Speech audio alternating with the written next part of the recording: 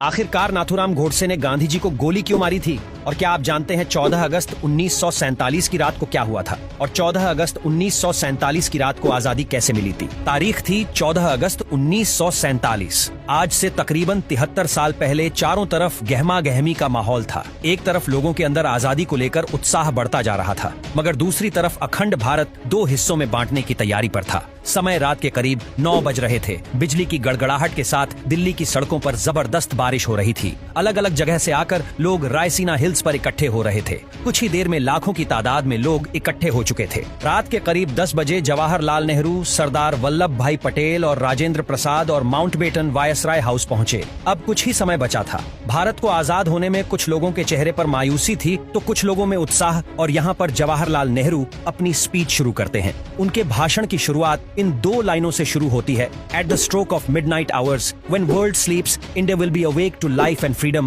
कुछ ही देर बाद वह घड़ी आ ही गई। जब भारत ने आजादी की सांस ली, रात 12 बजे शंखनाद से हमारे देश की आजादी का आरंभ हुआ था, जिसमें ग्राउंड पर खड़े लोग महात्मा गांधी के नाम के नारे लगाए जा रहे थे और जो लोग अपने घरों में यह भाषण और सब कुछ रेडियो पर सुन रहे थे, उनकी भी खुशी का कोई ठिकाना नहीं था, क्योंकि उस समय भारत एक आजाद परिंदा हो गया था, जिसका हमने करीब 200 सालों से इंतजार किया था। 14 अगस्त सन 1947 में रात भर बारिश के बाद सुबह आसमान बिल्कुल साफ था, जब सुबह 8:30 पर पंडित नेहरू और उनकी कैबिनेट ने शपथ ली और जिसके बाद ब्रिटिशर्स का झंडा हटाकर आजाद हिंद का झंडा लहराया गया, जिसे देख सभी की छाती चौड़ी हो गई थी, क्योंकि अब हमें वो झंडा दिखने लगा था जिससे हम बरसों से देखना चाहते थे। जब राजधानी दिल्ली में आजादी का जश्न मनाया जा रहा था, उस वक्त महात्मा गांधी दिल्ली से हजारों किमी दूर पश्चिमी बंगाल के नोआखली में थे और राज्य में शांति कायम करने का प्रयास कर रहे थे। जानकार बताते हैं कि पंडित नेहरू की ऐतिहासिक भाषण को पूरे देश ने सुना था, मगर गांधी जी नहीं सुन पाए थे। 14 अगस्त 1947 की ऐसी रात जब लोग सोए तो गुलाम देश में थे,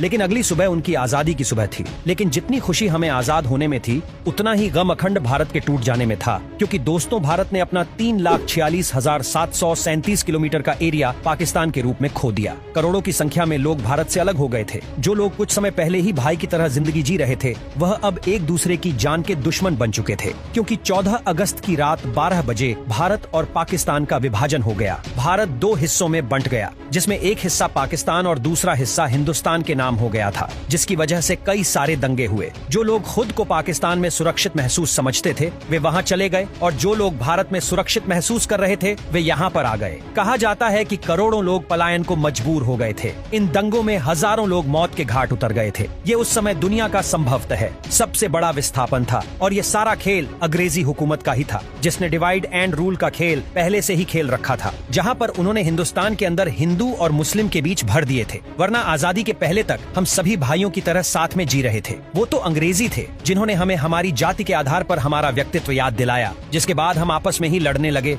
और दोस्तों, हिंदुस्तान और पाकिस्तान के विभाजन की सबसे बड़ी वजह ये भी थी कि मोहम्मद अली जिन्ना देश के पहले प्रधानमंत्री बनना चाहते थे, लेकिन पंडित जवाहरलाल नेहरू को प्रधानमंत्री बनाने का वादा महात्मा गांधी पहले ही कर चुके थे, जिसकी वजह से मोहम्मद अली जिन्ना ने अपना अलग देश मांगा। और इसी वजह से ये सारा फसाद शुरू हुआ, जो 15 अगस्त सन 1947 में खत्म हुआ। हम आपको बता दें कि भारत को आजाद करने की बात बहुत पहले से ही चल रही थी, और इसी वजह से ब्रिटिशर्स ने माउंटबेटन को भारत का आखिरी वो इसराय बनाया था, ताकि इसके बाद भारत को आजाद देश घोषित कर दिया जाए। लेकिन भारत के हिंदू और मुसलमान भाई आपस में ही लड़ने में उतारू थे, और यही ब्रिटिशर्स चाहते भी थे, क्योंकि ये लड़ाई की चिंगारी उन्होंने ही लगाई थी, जो आग बनकर अब तक हमारे सीने में जल रही है। लेकिन इससे भी ज्यादा अफसोस की बात यह है कि ब्रिटिशर्स ने हमारे साथ हर वो जुल्म किए जो हम याद करें तो हमारी आंखों में आंसू आ जाते हैं। लेकिन फिर भी उन्हें बारातियों की तरह विदा किया गया। जहां 1500 ब्रिटिश सैनिकों की पहली टीम 17 अगस्त सन 1947 के दिन अपने देश लौटी, वहीं आखिरी टीम उसकी 1 साल बाद 27 अगस्त 1948 के दिन अपने देश लौटी। और जब ब्रिटिशर्स के आखिरी सैनिक की टोली हमारा देश छोड़कर जा रही थी, तो उन्हें बैंड बाजे के साथ विदा किया गया, और उसी दिन सभी ब्रिटिशर्स का नाम हमारे देश के नक्शे से निकल गया। ये थी हमारी आजादी की पूरी कहानी। लेकिन क्या आप हमें बता सकते हैं कि जिस भारत का ख्याल करके हमारे देश की स्वतंत्रता सेनानियों ने अपनी जान गंवा दी थी, और कई लोग अपनी आखिरी सांस तक हमारे देश की सेवा के लिए लड़ते रहे, क्या वो देश हम बना पाए हैं या नहीं? अपना जवाब हमें कमेंट के माध्यम से आप बता सकते हैं। और वीडियो अच्छा लगा हो तो लाइक और शेयर करना न भूले। ऐसी ही और फैक्ट वीडियो को देखने के लिए फॉलो करें हमारे पेज को और सब्सक्राइब करें हमारे YouTube चैनल को, जिसकी लिंक हमने नीचे कमेंट सेक्शन दे रखी है।